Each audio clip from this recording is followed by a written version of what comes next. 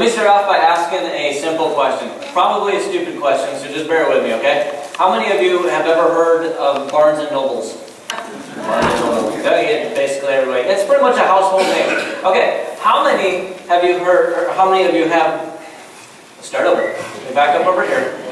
Okay, how many of you have heard... Great day, this is going to be a rough day already. Okay. How many heard that they sold? They're no longer in business. Show of hands. All right. Okay, now how many of you didn't know that before you read the outline? Oh, a couple. Okay, I was just making sure. No cheaters out there. Yeah, Barnes & Noble, big bookseller. I mean, I would say internationally known. They just sold probably, I guess sermon-wise now, within the past 5 weeks roughly. I would say 3 weeks-ish, somewhere in there. 3 to 5. Sold for $475.8 million. Not a bad paycheck at the end of the day, right? As I was reading through the news, and I don't remember how I got this because I went to like 10 different links, but I managed to find like a top 100 of the bestsellers. And I read through the list, and there was a book that kind of caught my attention. The title of the book was simply, Who Rules the World? Now, I gotta be honest, I don't know anything about the author, I don't know anything about the book, but the title caught my attention. Who rules the world? I started thinking about who rules the world. In fact, don't answer too quickly because I know a church answer, right? We're going to say Jesus. Jesus rules the world. That's our answer. That's our kind of our church answer. Jesus is everything. So we'd say Jesus rules the world. To which I would say yes. And no. And what I mean is, if you look back 2,000 years ago, at the onset of Jesus' ministry, just before he officially starts his ministry, he's led into the wilderness by the Holy Spirit. He's there for 40 days, 40 nights of fasting. And during that time, Satan comes to him and tempts him. And he tempts him with 3 specific temptations, which we are all familiar with. But I want to share the one in there where Satan takes Jesus to the top of a high mountain. And it's actually, you don't have to turn there, but it's Matthew 4, verses 8 and 9, just in case you want to write it down. He takes him to the top of a high mountain, and he shows him all the kingdoms of the world in all their splendor. And then he tells Jesus this, all of this I will give to you if you will bow down and worship me. Now we know how the story goes. Jesus doesn't do it. He doesn't bow down. He doesn't worship him. But guys, I find it fascinating that Jesus doesn't dispute or argue the claim that Satan makes, that the kingdoms of the world belong to him. And in fact, if we look in John 12 and John 14 and a handful of other areas in the Bible, we'll see that it's clear that the Bible tells us that Satan rules the world. But he doesn't have all authority. Jesus has that. Matthew 28, we know how that starts off. All authority in heaven and on earth has been given to me. So that's good news for us. So the enemy does not have all authority, but he does have some dominion over the earth. In fact, Paul tells us that in Philippians 2, that one day every knee will bow, every tongue will confess that Jesus Christ is Lord. That's good news. We should get an amen out of that one. Amen. Yeah. But guys, what that tells me is that in the meantime, the enemy has significant influence. And so from behind the scenes, Satan is ruling kingdoms and powers and authorities and philosophies and educations and commerce and individuals. And guys, you know what that means for us, for you and for me? That means we're in a battle. We are in an epic battle, guys, where there's more at stake than anything, than any other battle that's ever been fought on this earth in a physical form, because the battle is over you. And it's over me. And the battle is real. And so today we pause. This is the point of what we're doing here. You see, we kind of look at, well, my favorite season is coming up. Football season. I love football, I really do. And I love that, I kind of look at this. I have a book titled Church is a Team Sport by Jim Putnam. Great book if you ever get a chance to read it. Phenomenal book. Great insight, and honestly, he's basically saying that we need to be in the game. There's a game and we need to be part of that game, and far too many Christians are just sitting on the bench. Some are the injured reserves, but most are just sitting on the bench. And so we need to be in the game. And so with that thought, and then looking also at this concept of football season coming up, I'm thinking about football. And I'm thinking about halftime. Because if you know anything about football, you know there's first quarter, second quarter, halftime, third quarter, fourth quarter, and then the game is over. That halftime, although it may be boring to some people, depending on whether you're there live or watching it on TV, is very important. This is the moment where the players get to regroup.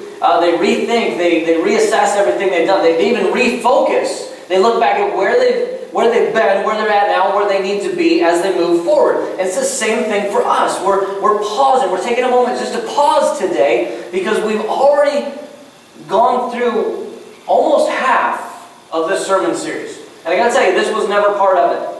When Shannon and I discussed this years ago, it was never an idea that, hey, in the middle of the sermon series, let's just throw in a sermon. Just random sermon in the middle of it and throw a curveball. That was never part of this. Never at all. This wasn't until about 3 weeks ago, roughly, when the Lord really put this upon my heart. And so I wanted to bring it and share it with you today. Because, guys, we're in a battle.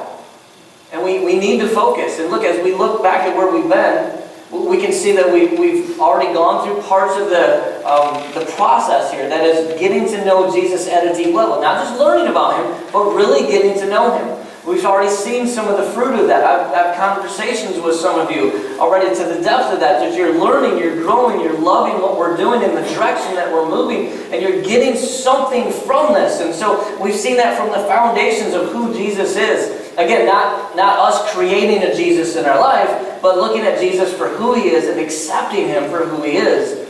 And then we move from there into the tough sayings of Jesus. That was fun, wasn't it? Some of the things He had to say were tough to hear, and they were mostly tough to do, for sure. But we got through it and we moved into the last section that we just looked at. We just finished up with looking at the parables of Jesus. Jesus as storyteller. And today we pause. Because when we move forward from here next week and over the next 7 weeks, we move into a section that I call reset. And the idea is that you can always hit that reset button. That it's never too late to start over. Again, and again, and again. It's never too late. But guys, listen, what we're going to be looking at as we move forward is we're looking at the 7 letters that were written to the 7 churches in the book of Revelation. And I want you to understand that while the letters were not written to us, they were written for us, there's going to be some similarities. Because they're a church, and we're a church. Because they have people, and we have people. Because they're in the world, and we're in the world. There are going to be some similarities, and I find it important for us to just like Daryl was saying this morning, we need to regroup. We need to stand firm. We need to be able to stand firm and continue as we move forward. And so individually and collectively, we're only as strong as our weakest link.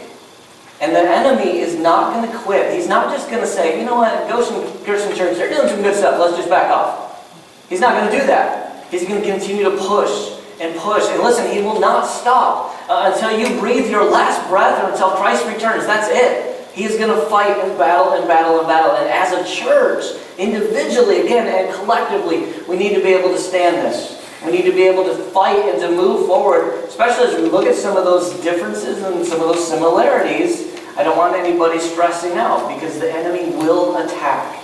And he's going to go after us as a body, and he's going to go after our families. Because I've been saying it all week as I've been practicing this, he's a punk, and he's a bully. And he is.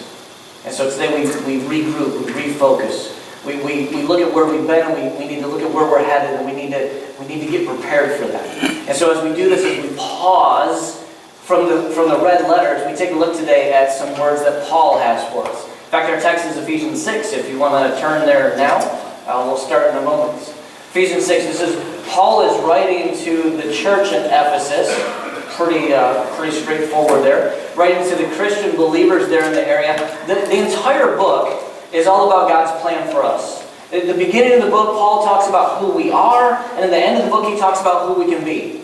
And as he gets to the end of that, he starts talking about who we can be. He starts to discuss this concept of this armor of God, this full armor. It says, put on the full armor of God, not just a couple pieces, and not just one or two, not whatever fits, but the full armor of God. And you guys know this. I imagine if I were to just shout it out right now, you could probably tell me all of the pieces of armor in order. And again, there's some good to that. That's good, but there's also a little bit of danger. And the danger is that we can become comfortable. And that's my danger, or that's my fear of our danger, right, that's in front of us, is becoming too comfortable.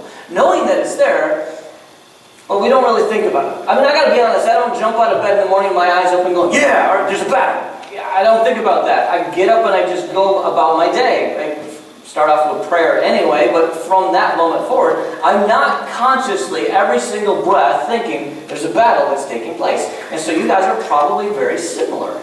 So while there's good in that, there's also a little bit of danger in that. So we need to be aware that there's a battle, that it's real, and that these pieces,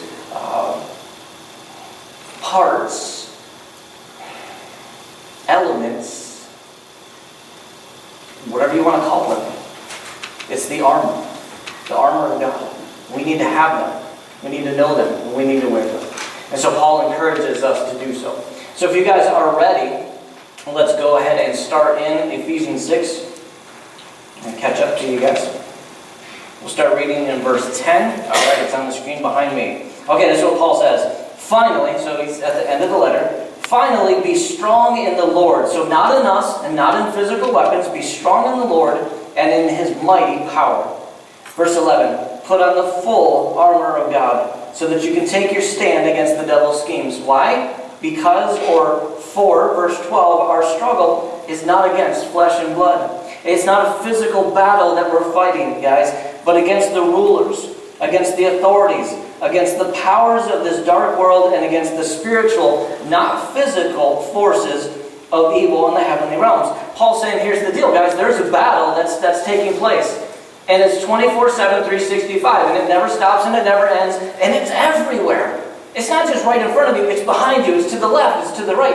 It's all around us at all times. And it's not a physical battle. It's a spiritual battle. So he says, be strong in the Lord. How do you do that? You put on the full armor of God. Not just a couple items, but all of it. Listen, I love the way the Message Bible reads this. It's a paraphrase version. I love verse 12. Let me read it for you. This is no afternoon athletic contest that we walk away from and forget about in a couple of hours. This is for keeps. A life or death fight to the finish against the devil and all his angels. Can you sense the seriousness there? I love the way that's worded. That's common language for us to say, hey, dude, man, you need to wake up and get in the game. There's an epic battle that's raging for you and for me, and it's real, and it's not going anywhere, and it's never going to end until Christ returns or until we breathe our last. Paul says you have to be strong. You have to be strong and firm in the faith. Put on the full armor of God. So what is the armor? Like I said, you guys can probably run all the way through this and know this. So we're going to go through them briefly, okay? The first element is the helmet. In Paul's day, now listen, here's how, this is Ray, this isn't Bible. Here's how I think this all went down, okay? Paul is in prison while he's writing Ephesians. He happens to look up and sees a Roman guard, or 2 or 3 or 4, and they're walking by him, and he sees them, and they're wearing all of the armor, and he begins to think, hey, I could do something with that. I bet there's a message in all of that right there. And so he starts to put it, again, this is Ray, not Bible, starts to put it all down and put it into place. And he says, that helmet, yeah, we need to wear a helmet. As Christians, we do. And again, remember that this isn't a physical battle, it's a spiritual battle, okay? And he's thinking, all right, the helmet's important. And we wear helmets. Well, most of us want to protect something up here. Most of us. So we wear helmets when we ride our motorcycles or scooters or something similar. We see it in the military. Military men and women, they're wearing helmets. If they're anywhere near combat zone, they're wearing a helmet. If it's drills and training, they're wearing their helmets. The same thing. We see this with the police force, with SWAT teams. How about riot squads when they go out? And they're all decked out and they got the helmet. So the helmet is important. But guys, listen, this isn't a physical battle that we're fighting. It's a spiritual battle. So this helmet is not a physical helmet. It's a spiritual helmet. And it's the helmet of salvation. And you guys know this. But listen, it's one of our most powerful weapons and pieces of armor that we can have. Because it is our identity in Christ Jesus. When he died on the cross and he took our sins and he was buried and he rose again and ascended to heaven and now he sits at the right hand of the Father, that was all done so that you and I could have salvation, that we could be reconciled back to the Father. So this helmet of salvation, it is vital that you have to have. And I hope every single one of you here today, I hope you're wearing your helmet right now. I do. I really hope so. And I hope it's all polished and clean and you're taking care of it. Okay, what I mean to that is that you're really taking care of your salvation. Because if there's one thing that's unfortunate that I've learned through ministry is that many Christians, and of course not any of you, but many Christians elsewhere will put on the helmet and that's it. That is all the armor that they will wear. There's nothing else. And they say, well, I'm saved, so I'm good. And then they begin to just dabble into the world and the sin and the brokenness, and it starts to affect them, and then they start to break down as well too. And that's because they're only wearing the helmet. That's it. Because the battle keeps on coming. The battle doesn't stop when you put your helmet on and take a seat and watch Three Stooges. It just doesn't stop. It just keeps coming at you. So I hope you're wearing your helmets. But guys, there's more than that. Paul talks about this breastplate. Again, from his perspective, this metal piece of armor that would cover the entire chest area, it's got to protect the heart and the lungs and liver and kidneys, even if they're bad kidneys and they make stones. You still got to protect them. And so the idea is if you stab a sword into there, it hits the metal, it doesn't go to the flesh, it doesn't cut into the body, right? Again, but this is not a physical battle, this is a spiritual battle. So this breastplate that Paul talks about for us is righteousness. And it's not our righteousness, because that's not going to get us anywhere. Remember when Jesus was talking to the crowd long ago, and he said, you guys really want to know how to get to heaven? Let me tell you how. You have to be more righteous than those Pharisees over there. Remember how it was just devastating to them? Because they're thinking, okay, my righteousness is somewhere here, and the Pharisees are way up here. Right? And they're thinking, I mean, if they're not going to make it, I'm never going to make it. I mean, there's no point. I'm toast. I'm hosed. It's not going to happen. But that was the point that Jesus was making, that you're not going to make it to heaven on your own righteousness. It's His righteousness that surpasses theirs and everyone else's. And so we put on Jesus' righteousness. In fact, Paul tells us, and I apologize, I don't have this in the PowerPoint. Paul tells us in 2 Corinthians 5:21, God made Him who had no sin to be sin for us, so that in Him we might become the righteousness of God. That is when we clothe ourselves with Jesus. We have His righteousness. When God sees us, He's seeing Jesus and He's not seeing us specifically. That's the only way we can do this. Listen, in this battle, you got to have righteousness. You need to have it. Because listen, the opposite of righteous is unrighteous. And then you're just fighting for the enemy. And there's plenty of friendly fire already going on in the church today. We don't need to add to that. Righteousness, righteous living. I had these churchy words, but guys, it just means striving to be like Jesus in everything. In the way you think and act and talk. Absolutely every bit of your life is to be like Jesus. Righteousness. Paul says you got to have it. You got to have it if you're going out and fighting this battle, because if you're going out and you're corrupt in any way, the enemy is going to step in. So you have to stand firm. So you got to have this righteousness. But then next he talks about this belt. I don't think we really need to talk about the belt too much. I mean, we know what a belt does.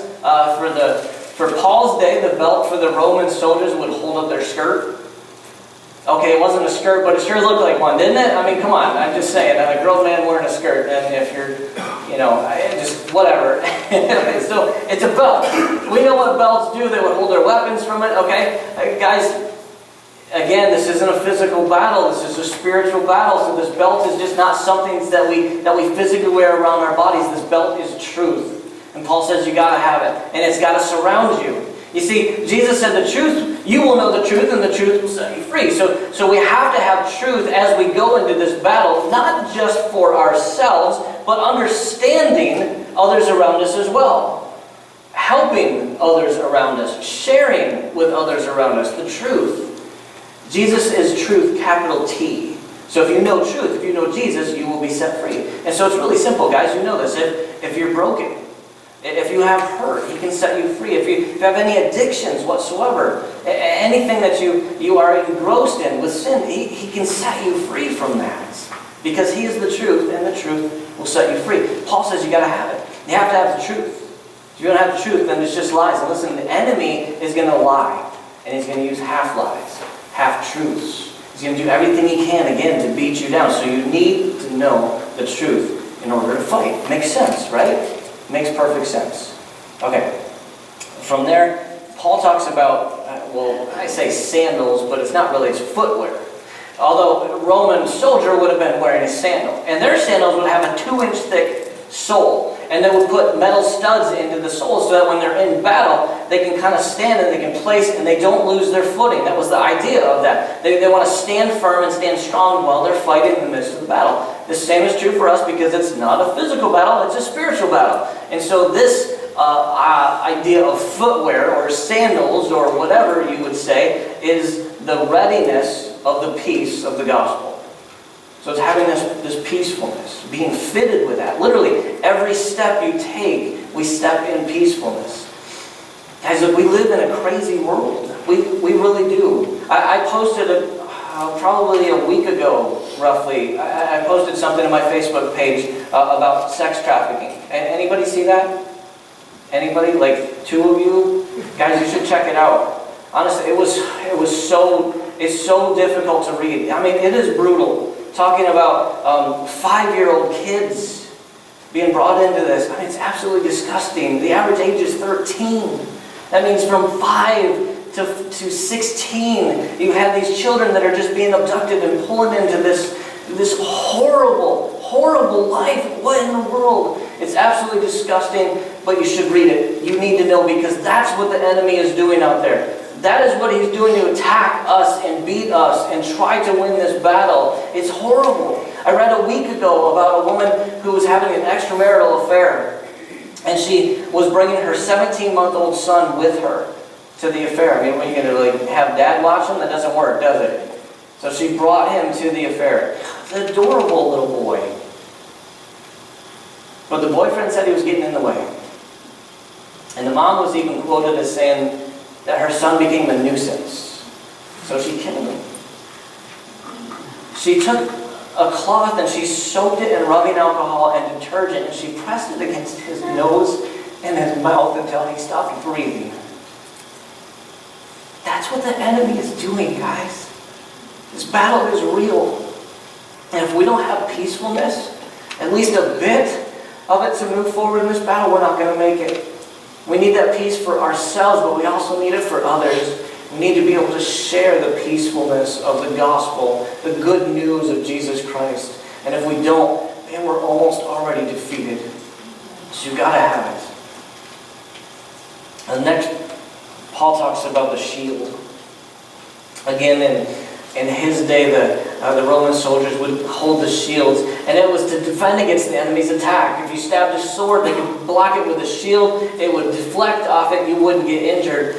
Same is true for us. We have shields today, right? We see this again. We see the riot squads for a police force. When they go in and they've got these, I don't remember what they're called. What are they called? Well, shields, I know. but I can't remember. There's some sort of specific name to it, but you know what I mean, right? They're carrying the shields and they're going into there. It's the same concept for us, but guys, it's not a physical battle, it's a spiritual battle. And so Paul says you have to have your shield. It's an absolute must. Our shield in our spiritual sense is our faith, and we have to have it. This is an absolute necessity. You're not going to survive the battle without this. It's not going to happen. There's no way. So you've got to have it. How do you do that? How do you build it? Well, it's faith in Jesus. How do you do that? You've got to be reading His Word, study His Word, share His Word. Guys, you got to live His Word. That's how our faith grows. And Paul says you got to have this. This is a crucial part of your armor. You have to have faith. And then last but not least, he talks about the sword. Again, a sword is a sword. There's not a whole lot of description to it, but in a physical sense. But this is a spiritual battle, and so our sword is right here. This is it, the Word of God, the Bible. This is our sword, and I love that this is the only offensive part of the entire armor. I mean, if you think about it, everything else is defensive. This is the only offensive weapon that's to be used. And I love that this is the one that Paul chooses. Well, honestly, it's, of course, the Holy Spirit speaking to Paul. But guys, think about it. If you go into battle and you go up against someone who, well, let's just face it, they're working for the enemy. They're doing what they can to destroy you, to destroy the church, your family, your faith, you name it. You go up against that person and you use your words, you're probably going to mess it up or make it worse. So I love that we use His words. This is our weapon. Everything else is defensive. This is the weapon that we use. We go and we use His word, and we have to know it. We have to live it. We got to breathe it. We got to study it. It's pretty simple. I mean, this one's pretty easy. Well, let me rephrase that. This one's pretty simple. Not necessarily easy, but this one's pretty simple. Got to have the sword. Got to have it, guys. Okay, so there's the full armor. Which you guys know these things, okay? So I try to go through quickly and painlessly, all right, to try to make sure that we're still awake and we're still on the same page, all right? Because we know these things. It's tough when you get into a subject that everybody knows about and trying to talk about it when there's only so many ways you can describe it. But that's it, guys, because the battle, it's out there. The battle is real. So if there are two takeaways that we can get this morning. One, you've heard it all morning long. The battle is real. It's real. And guys, listen, the enemy is not going to quit. He's not going to give up. He's not giving in. And as a church, individually and collectively, as we move forward, he's going to come in and he's going to attack. As you start to grow through not even through the sermon series necessarily, but just grow through your relationship with Christ and your walk with Him, and you grow stronger and you start to maybe spend more time in prayer, he's going to come and attack. You start to spend more time with serving or sharing Christ, he's going to come and attack. Any step you take forward toward God, he's going to come and attack. Now also know that as we draw near God, he draws near us. Okay? I don't want to take away from that, but I want you to understand the importance of understanding the battle and the severity of this battle, and it's real. And as a church, as we try to move forward and we step forward, we want to offer some things to bring in some new people into here. And as we do those things, he's going to attack. And we're only as strong as our weakest link. And that's why we need to be focusing here. What do we need to do to move forward? We need to put on the full armor of God so that we can stand this battle. Because if we're not looking forward, we're looking backwards. And that's where the enemy wants us. He wants us over here, thinking about how things used to be. Oh, it used to be so good. It used to be so great. I did this, I did that, and all these things. But those things aren't here anymore. Those things are gone. I don't mean church-wise. I just mean in our lives. We can easily reflect back and see how things were so great, and right now we have it so tough, or what the future looks like. And that's exactly what the enemy wants. He wants to change our focus. So we need to refocus, regroup as we move forward as a church. So first and foremost, guys, the battle is real. He's never going to stop. He's never going to quit. Okay? But second, you are hated. And it's not so much because of who you are, but because of whose you are. You're a child of God. See, here's the deal. If you really hated me, despised me, and you wanted to kill me and destroy me, whatever, but you couldn't get to me, for some reason you couldn't do it, you wouldn't stop. You would go to my family, and you'd try to attack my family. That's why he's a punk. That's why he's a bully. Because he does the same thing. He couldn't get to the Father. He went after the Son. He couldn't get the Son. So he's going after every other son and daughter. That's us. He's a bully. We need to be prepared. And you put on the full armor of God. Because you're hated, because you're His. You belong to Him. Guys, listen, if you don't get anything this morning, get this. Okay, nudge the person sleeping next to you. Get them all awake. Everybody get your pens ready. All right? Make sure you leave with this. The battle is real. We have to put on the full armor of God. And we have to fight. Period. And I'm going to close with this. I'm just going to tell you from my own personal perspective. I've seen this over the past weeks, which is why I'm standing here this morning, paused in the middle of our sermon series. And there are a handful of people in here. It used to be like one or two, but I shared with the men's group on Monday night. So, which you should go to, by the way, tomorrow night, 7 p.m. There's the official plug again. I'm serious, guys. It is an amazing time of fellowship and prayer and study. But anyways, I shared with the group. So there's a larger handful this morning that know what I'm about to say. My family went through an attacks over the past weeks. And my wife and I went through some attacks. And our kids.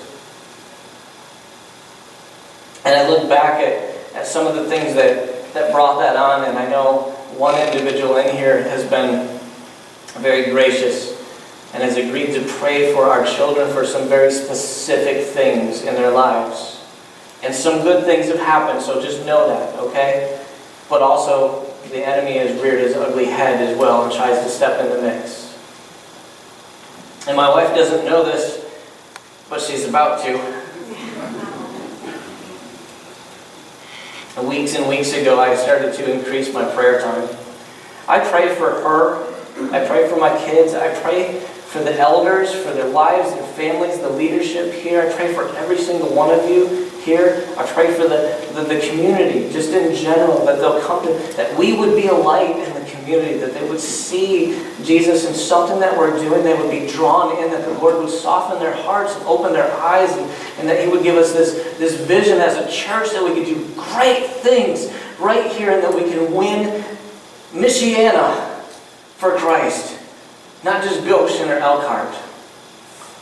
As you start to pray those things, and you pray boldly, again, the enemy steps in.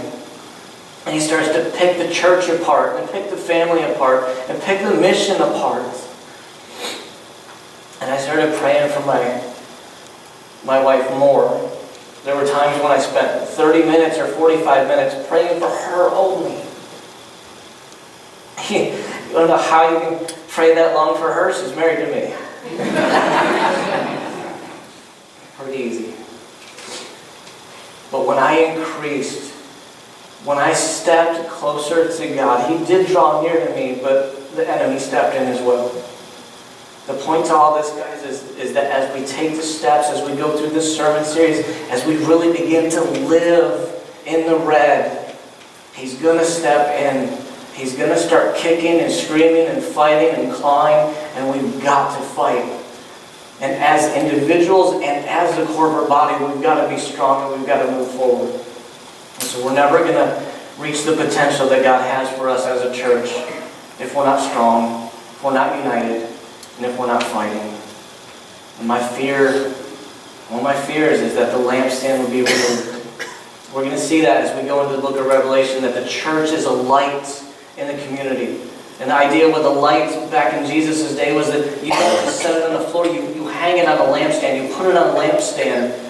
And that's the church, we're the light. And Jesus is very clear in some of those churches, because you're no longer a church, I'm going to remove the lampstand. And there's no more light. That's what the enemy wants. That's what he wants. So we got to be strong. We got to fight. So here it is again. The battle is real. You got to put on the full armor of God. And you got to fight. Period. And so guys, if you're sitting here this morning, first and foremost, with that helmet, salvation, if you don't have that, if you don't know Jesus as Lord, the Jesus that we're talking about, then we want to get that right today. And so you know how this works. This is our time of invitation. And so we stand in a few moments and we sing a song together. And while we're doing that, it's your opportunity to come